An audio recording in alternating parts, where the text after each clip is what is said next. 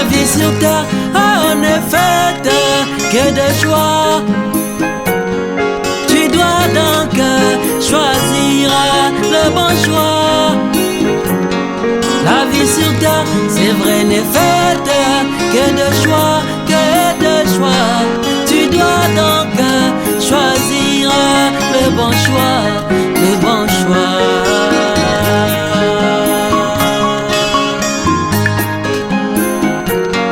Le choix est obligatoire, le choix s'impose. Lorsque nous abordons la plupart des chefs d'entreprise ou la plupart des gens qui ont des projets de création d'entreprise, il est clair que le mot qui revient tout le temps, ou les peurs qui sont répétitives, portent beaucoup plus sur la fiscalité des entreprises. Donc, de l'impôt. Et nous avons donc voulu en parler aujourd'hui sur cette tribune dite du coach pour dire à tout un chacun ou aux uns et aux autres que cela ne devait pas faire l'objet d'une quelconque peur, mais l'impôt est quelque chose d'important. L'impôt ne devait pas faire reculer un porteur de projet. Au contraire, c'est un stimulant, c'est quelque chose qui doit être connu et nous allons en parler tout de suite. Alors, je vais vous souhaiter bienvenue et sachez que une personne qui a peur de l'impôt, quelqu'un qui a un projet, qui veut mettre en place une activité génératrice de revenus, une entreprise, une société, ne devait pas reculer devant l'impôt, devant la fiscalité. Et ça me fait penser à Jésus. Jésus, lui aussi, qui parlait des affaires de son père, qu'il était en train de faire les affaires de son père. Et tout un chacun qui veut s'engager sur la voie ou dans la voie des affaires ne devait pas reculer devant la fiscalité. Et lui, vous avez vu, puisque nous parlons de Jésus, le jour où on est venu lui demander de faire face à cette fiscalité, donc à l'impôt, il n'a pas reculé. Au contraire, il s'est dit, mais c'était la meilleure des choses, c'était ce qu'il fallait faire.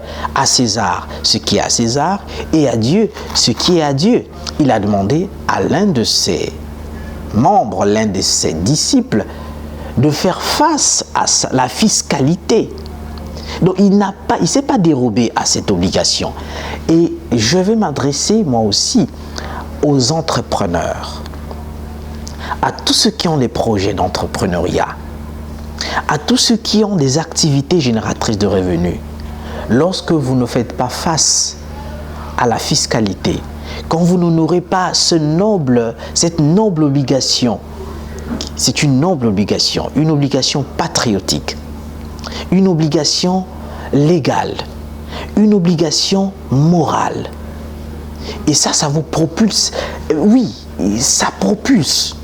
Quand vous payez votre impôt, vous ne savez pas que vous contribuez en grande partie à beaucoup de choses, tant sur le plan national que même international.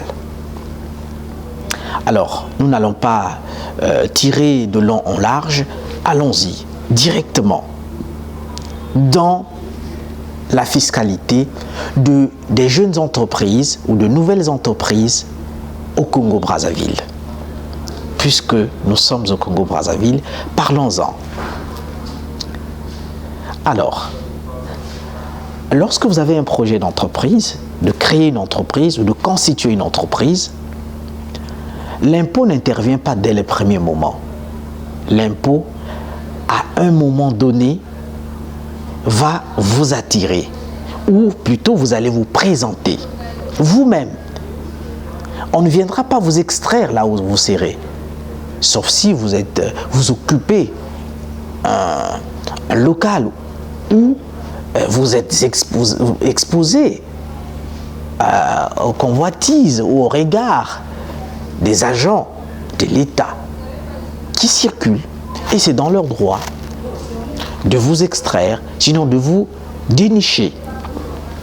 Et donc, quand vous avez fait tout, vous avez suivi toute la procédure normale de la constitution de votre entreprise,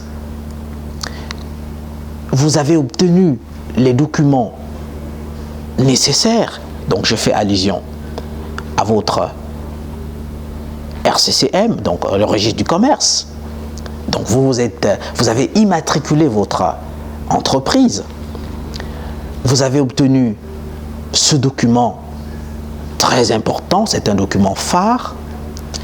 Alors, ce que vous devez faire, c'est quoi? C'est que la loi vous demande, vous autorise ou vous contraint à vous présenter au niveau de l'administration fiscale 15 jours après la création, 15 jours après l'obtention de votre registre du commerce, après votre immatriculation, l'immatriculation de votre activité, vous devez vous présenter auprès de l'administration fiscale, donc aux impôts, pour une déclaration d'existence fiscale.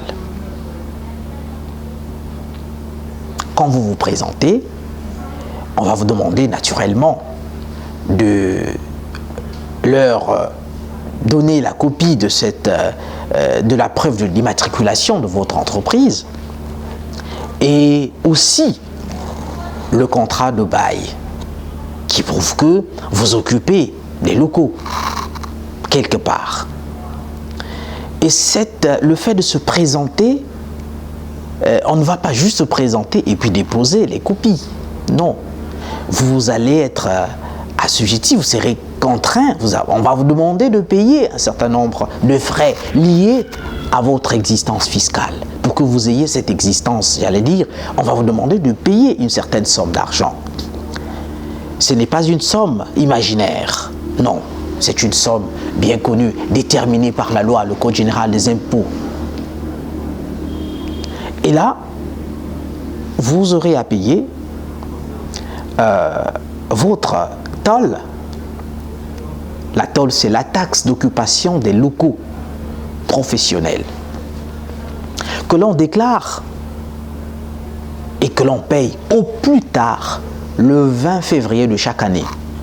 Lorsque vous dépassez le 20 février, vous êtes contraint à payer et cette taxe et les pénalités de cette taxe. Et donc, vous avez la tôle à payer, vous avez la CAMU, donc la contribution solidaire pour l'assurance maladie universelle, à payer également. Je reviens sur la tôle est payée, c'est 60 000 francs que vous payez, 60 000 francs. Et donc, après les 60 000, vous avez la CAMU à payer. Ce n'est pas vraiment cher, ça tourne généralement autour de 500 francs, 1000 francs, 2000 francs. C'est vraiment des sommes minimes. Vous voyez, je dis des sommes minimes pour dissiper les peurs. Je ne dis pas que c'est rien. Je sais qu'il y en a qui parfois ont la difficulté d'avoir ces sommes-là. Mais lorsqu'on est entrepreneur, on affronte cela parce que c'est en fait une ouverture. Lorsque vous êtes en règle, vous payez votre impôt, vous payez votre fiscalité, et je me dis que c'est une ouverture d'horizon. Et donc, après l'avoir payé, donc c'est CAMU, mais vous avez aussi la patente. La patente, avant on nous disait que, oui c'était connu que c'était pour les jeunes entreprises ou les entreprises nouvellement bâties, il y avait une exonération à la première année. Mais bon, vous savez que les choses changent. Chaque année, c'est pour cette raison que chaque année, nous avons la loi de finances qui doit être adoptée par le Parlement, et élaborée et adoptée par le Parlement, et ainsi de suite. Donc on ne peut pas confondre ce qui s'est passé hier à ce qui se passe aujourd'hui. Nous sommes en 2022, donc il y a d'autres réalités en fonction de la loi de finances que nous avons cette année. Et vous avez aussi l'IGF. L'IGF, c'est l'impôt général forfaitaire, qui est calculé sur la base de votre chiffre d'affaires, le chiffre d'affaires qui est logiquement soit prévisionnel, ou vous imaginez, en fait, peut-être pas imaginaire, mais vous prévoyez un chiffre d'affaires comme ça, parce que c'est vrai que vous venez de commencer, parfois vous n'avez même pas encore commencé, mais il vous faut une déclaration fiscale, et donc on va vous demander d'estimer un chiffre d'affaires sur lequel on va vous imposer. Donc cet IGF, l'impôt général forfaitaire, est de 5% de votre chiffre d'affaires. Alors, vous voyez que lorsque nous présentons de cette façon, il n'est pas dit que là-dedans, il y a mort d'homme. Il n'est pas dit que là-dedans, il y a emprisonnement. Il n'est pas dit que là-dedans, il y a forcément quelque chose de dramatique.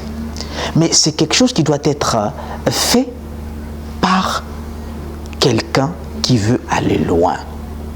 Aller loin, c'est aussi se conformer, avoir un dossier fiscal clean, avoir un dossier fiscal clair, avoir un dossier fiscal bien fait.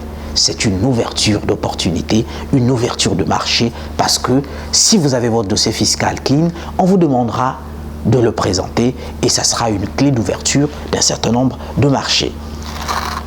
Aux porteurs de projets de création d'entreprise, aux chefs d'entreprise, je vous remercie d'avoir été attentifs à ce numéro, et on se retrouve très vite pour un nouveau numéro, et ça sera avec le même plaisir, et je vous dis à très vite sur cette tribune. Merci. Cette année, amen, mon étoile va briller. Amen. Je serai le premier. Amen. Je serai diplômé. Amen. Cette année, amen, mes affaires vont marcher. Amen. Tout va se décanter. Amen. Je vais voyager. Kumabana, Kumabana, cette année c'est pour moi. Je suis né pour réussir, je ne peux pas échouer, non, non, non.